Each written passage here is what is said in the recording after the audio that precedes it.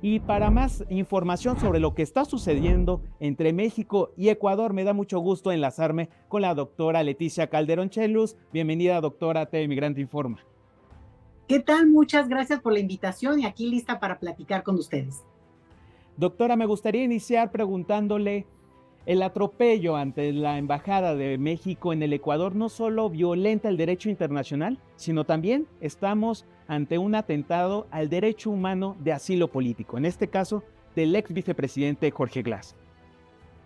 Sí, mira, una de las figuras más nobles y más importantes en términos del derecho internacional tiene que ver con la figura del asilo político y del refugio, que no son lo mismo. Una cosa es el derecho de las personas a solicitar refugio en un país porque consideran que son perseguidos por diversas razones y por tanto el derecho internacional permite y protege el hecho de que los países firmantes accedan después de una revisión minuciosa y que se compruebe que la persona que está, digamos, solicitando el refugio, pues sí acredita esa condición y por tanto se le da esta categoría jurídica y se le recibe en un país que se supone lo va a proteger justo porque viene violentada de la situación de origen. Bueno, esto es una condición de la cual todos tenemos derecho y hay que protegerla, porque justamente cualquiera es vulnerable frente a eso. El asilo político es otra figura jurídica que es muy relevante y es la que estamos tocando ahora, pero para que entiendan la diferencia, es un atributo de los estados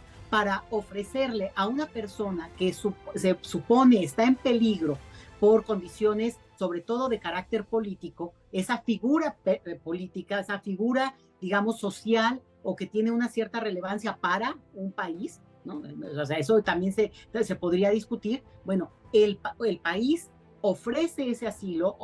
esa protección internacional y no entra en la disputa, porque ahí está el detalle y creo que está la trampa de si es o no es, digamos, deudor criminal o alguna cuestión de ese tipo, porque justamente para el Estado que lo está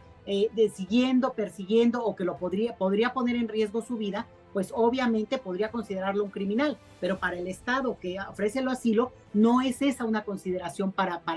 digamos, discutir, sino el simple hecho de protegerle y darle esa categoría para sacarlo de esa situación. Es decir, no es un salvoconducto que lo libere de una situación en la cual tenga pendientes o lo que pueda hacer en su país, sino que justamente ante la duda, el país que decide ofrecer el asilo, pues echa mano de esa condición humanitaria. Entonces, no se puede confundir el hecho de que no, es que tenía deudas o tenía un problema. A ver, eso justamente es una disputa de tipo jurídico que en todo caso, digamos, cualquier perseguido político, cualquiera en el planeta, en cualquier momento de la historia, lo es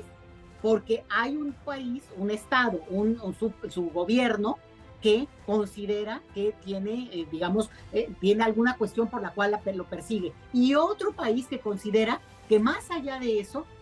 es susceptible de ser protegido en tanto que su vida corre peligro. Y esta es la situación que estamos viendo en Ecuador. Doctora, pero también hay otro caso en la región, ¿no? Hablemos también del caso peruano, donde el expresidente Pedro Castillo, pues a partir del uso de la fuerza en contra de él, pues evitó que llegara a la embajada mexicana justamente a solicitar asilo. Bueno, mira, tú estás dando un ejemplo muy importante porque al final de cuentas, efectivamente, más allá de que si para el gobierno mexicano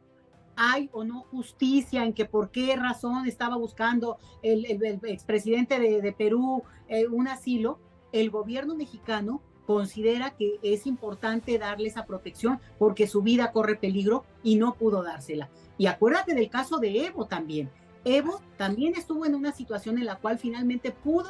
viajar a México y finalmente, aunque el gobierno mexicano le ofrecía el asilo, ya en ese punto se aclaró, y ojo, este es el detalle más duro que de todo, finalmente se aclaró la situación y no solamente regresó Evo, primero fue a Argentina y luego a su país natal, y ahí con unas elecciones que le dieron la abrumadora mayoría al partido al cual él pertenece, pues volvió a la vida civil como cualquiera. Entonces, frente a la duda, y ese es el principio de los derechos humanos que también tenemos que entender, frente a la duda, la salvaguarda de cualquier persona tiene que estar por encima. Y entonces no toca acreditar o seguir, digamos, corroborar al país anfitrión, que podría ser en este caso mencionabas de Perú, si hay una disputa o había una disputa o si estaba en lo correcto o no el presidente, sino que si en este caso una persona solicita y otro estado acredita que ahí hay una necesidad de salvaguarda, se echa a andar el protocolo. Y ojo con una cosa, esto ha ocurrido sin número de veces en el caso mexicano, es una de las figuras más, decía yo, más nobles en términos internacionales, pero que México lo ha utilizado incluso en casos de personajes que podrían no gustarnos por ser de derecha, vamos a decir, porque si de repente se cree que esto es para personas de izquierda, no lo es. No, van a recordar ustedes que en algún momento México, bueno, no lo van a recordar porque muchos de ustedes seguramente son muy jóvenes, pero es echarle ojo a la historia. El Shah de Irán. El Shah de Irán. Un sí, personaje que podríamos hablar horas y horas de su papel violentador de los derechos humanos. No nos toca acreditar eso en un contexto de un país que lo recibe y que aunque al final de cuentas él no permaneció en el país sí le abrió sus fronteras. Entonces, esta es una cuestión que va más allá incluso de ideología, porque cualquiera puede ser un perseguido político y sobre todo en el caso, estamos hablando de figuras simbólicas, o sea, también creo que eso es importante entenderlo. El asilo político generalmente se da en coyunturas muy específicas de una violación inminente de los derechos políticos y humanos, y el caso de México por eso resulta siempre un ejemplo, porque las embajadas mexicanas han sido lugar de protección, lugar de salvaguarda, sin número de veces. Letras de oro de nuestra historia diplomática han puesto en alto el nombre de aquellos cónsules, embajadores que han dado realmente, como ahora lo estamos viendo en el caso de Ecuador, con el cuerpo mismo, han protegido a población que se considera, bueno, y que el país decide dar esa protección. Y doctora, ¿qué lecciones podríamos aprender justamente ante posibles casos en el futuro inmediato? Estoy pensando en Argentina con Cristina Fernández de Kirchner o Alberto Fernández, que posiblemente podrían ser perseguidos políticamente desde el gobierno de Javier Milei. Fíjate que sobre todo los políticos en activo, porque ya yo hacía la distinción entre refugio y esta condición de asilo político, tendrían que estar muy preocupados porque más allá de su propia ideología, puedan en algún momento, si tú lo necesitaran o lo consideraran, los de derecha o los de izquierda, que ya quitar esa parte quiere decir que es un instrumento de tal nobleza que podría, digamos, buscarse como protección a un país que considere y que decida aportarles esa protección. Yo te voy a decir que en el caso de México,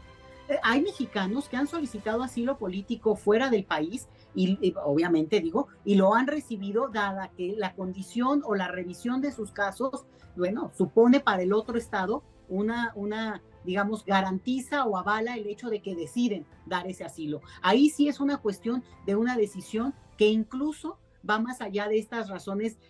jurídicas específicas. Entonces, lo que me parece importante es entender y sobre todo, insisto, en esta figura, para los políticos en activo, que el salvaguardar y proteger una figura tan noble implica asimismo tener siempre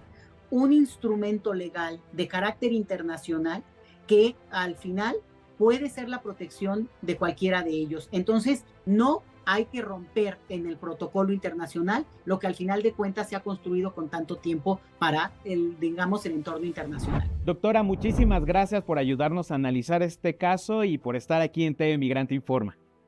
Muchas gracias y yo diario, sin ningún problema, cuando necesiten y pueda aportar, encantada.